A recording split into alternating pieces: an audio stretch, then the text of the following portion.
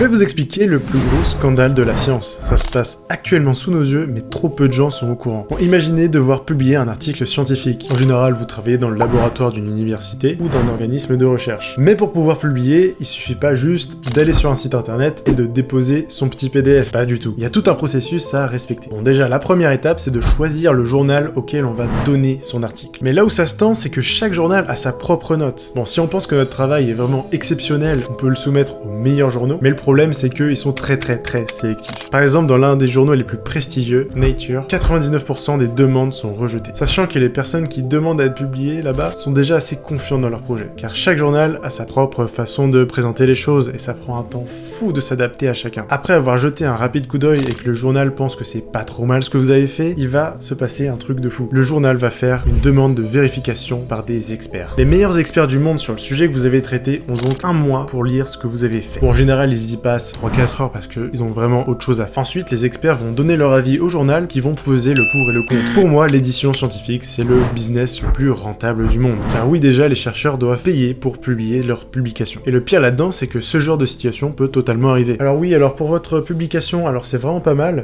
Vous avez mis des images, donc ce sera à peu près 1200 €. Par contre, si vous voulez avoir les images en couleur, ce sera 1800 €. Alors que c'est littéralement un PDF à télécharger sur leur site, hein. C'est pas du tout imprimé, ça leur coûte absolument rien. En général, une publication, ça coûte 3-4 000 € juste pour être publié. Mais vous voyez, c'est là le plus gros scandale de la science. C'est-à-dire que pour cette recherche-là, en général, elle a été payée par vous, par vos impôts, par celui de vos parents. Tout ça, c'est de l'argent public. Et ça a coûté cher, hein, parce que en général, tout un papier, c'est-à-dire tout le processus avant la publication, ça coûte au minimum 150 000 €, sans compter les salaires. Je compte juste que ça a coûté pour faire les études, hein, pas les salaires. Après, il y a des gens qui vendent votre étude, donc qui se l'approprient, car vous n'êtes pas du tout propriétaire de votre étude une fois que vous l'avez soumis au journal, et ils se font énormément d'argent là-dessus, et en plus vous les payez pour les aider à vendre. Après on peut se demander si c'est unique à la France, pas du tout, c'est pareil à l'international. Une des sociétés les plus rentables actuellement c'est Apple, et ils sont à 21% de rentabilité, ce qui est déjà monstrueux. En comparaison, la marge d'Elsevier est de 38%. Elsevier c'est une des plus grosses maisons d'édition du monde. Et donc les pauvres petites entreprises comme Apple, Amazon, Google ne peuvent que rêver de ces chiffres. Alors est-ce que le savoir doit-il être gratuit? Est-ce qu'on devrait payer pour accéder à ses connaissances? Mais sans même penser aux profs de fac, hein. Imaginez une personne lambda qui veut s'informer dans un domaine. Ou peut-être que la personne lambda veut juste comprendre la science du changement climatique au lieu de lire les médias. Parce que c'est bien beau, il y a plein de gens sur internet qui vous disent faites vos recherches, tout ça, mais si on n'y a pas accès, c'est compliqué. Ou si pour faire nos recherches, ça va nous coûter 5 000 €. Bon, parce que si le gars moyen n'a pas les moyens de le faire, tout ce qu'il va trouver, c'est beaucoup de désinformation. Et on sait que la désinformation, elle est bien gratuite. Les maisons d'édition se font une marge de fou furieux, car la relecture par les experts, c'est totalement bénévole. Hein. Et en plus, une fois que notre article est publié, on peut se dire, bon, bah c'est pas grave, mon article est publié, mais bon, au moins maintenant je vais être connu, je vais avoir de l'argent, c'est bon. Pas du tout. Vous ne gagnez absolument rien, au mieux de la notoriété. Et quand il a bien marché, hein, vous allez dire, waouh, mon article, il a été cité 254 fois, c'est vraiment monstrueux. Et tout ça, c'est dans une carrière, hein, parce qu'un article qui est déjà cité 12 fois par an, c'est déjà énorme. Parce que chaque article, pour se construire, il va devoir citer les articles des autres pour dire, voilà, notre présentation à la base sur des faits qui sont déjà démontrés par d'autres. Et ça, c'est donc une citation. Et comme je disais tout à l'heure, tous les journaux ont une note. Ça va de 42, 43 pour Nature, et après la note la plus basse, c'est 0. Donc ils ont une note de popularité, hein. Ceux que vous connaissez le plus, c'est Nature, Science, Cell, The Lancet peut-être. Mais eux, c'est le gratin que quasiment personne n'arrive à atteindre. C'est-à-dire que si vous arrivez à être publié là-bas, une fois dans votre carrière, c'est déjà énorme et on vous connaît pour ça. Quand on vous évalue en tant que chercheur, vous envoyez un CV qui fait 10 pages avec tout ce que vous avez fait, mais ce qui intéresse vraiment les gens, c'est où est-ce que tu as été publié. C'est ça qui m'intéresse, parce que le reste, je m'en fous. Si t'as été publié dans Nature, ok, je te prends direct, vas-y, c'est bon, t'es un boss. Mais sinon, voilà, je m'en fous de tes expériences. Donc en 2 minutes, on peut savoir si un chercheur est bon ou pas, d'après les critères. Bon, je trouve ça honteux de ne pas regarder un CV et juste regarder les publications dans lesquelles il a été apparu. Mais bon, on juge quelqu'un dans la valeur des papiers dans lesquels il a publié en premier ou dernier auteur. Donc si je résume, si l'article est accepté, le chercheur est alors contraint d'en céder les droits à l'éditeur, à titre exclusif et gracieux. L'entreprise ensuite revend aux bibliothèques universitaires et aux laboratoires de recherche. Alors, quelle serait la solution? Déjà, le boycott est impossible, car un chercheur qui ne publie pas, c'est un chercheur qui est mort. Les financements qu'il reçoit dépendent exclusivement de ce qu'il publie. Donc pas de publication, pas d'argent. Après, depuis une dizaine d'années, il y a pas mal d'initiatives qui tentent de contourner le système. Certains chercheurs refusent désormais de publier dans les revues commerciales ou de réviser des articles qui y sont soumis. Des comités éditoriaux démissionnent pour protester contre l'augmentation des coûts de publication, et des bras de fer entre les éditeurs et les universités se produisent un peu partout. Car après tout, si les chercheurs quittent la table des négociations, les éditeurs ne servent plus à rien. Et le pire dans tout ça, c'est que les maisons d'édition font payer les articles sur leur site. Bon, alors un article, ça peut être disponible gratuitement, hein, mais c'est très rare. rare. Les universités payent très cher pour avoir accès aux revues. En France, c'est 100 millions d'euros par an. Et de cette façon, les étudiants peuvent avoir accès aux ressources gratuitement. Car sans être étudiant, payer 150 € pour un article, c'est devenu monnaie courante. C'est pour ça qu'en 2011, une étudiante kazakhstanaise va lâcher une bombe sur le monde de la recherche. C'est le cas Sci-Hub. Le but est très simple, c'est éviter ce genre de situation. Waouh, d'après cette étude, la vaccination cause l'autisme. Bon, attends, je vais regarder l'étude pour voir. Ah non, faut payer 65 $ pour la lire. Voulant éliminer tout obstacle sur la voie de la science, Alexandra Elbakian va être l'ennemi numéro 1 des éditions scientifiques, en créant la plus grosse bibliothèque scientifique du monde que l'on appelle Sci-Hub. Plus de 80 millions d'articles disponibles complètement gratuitement et une base de données estimée à plusieurs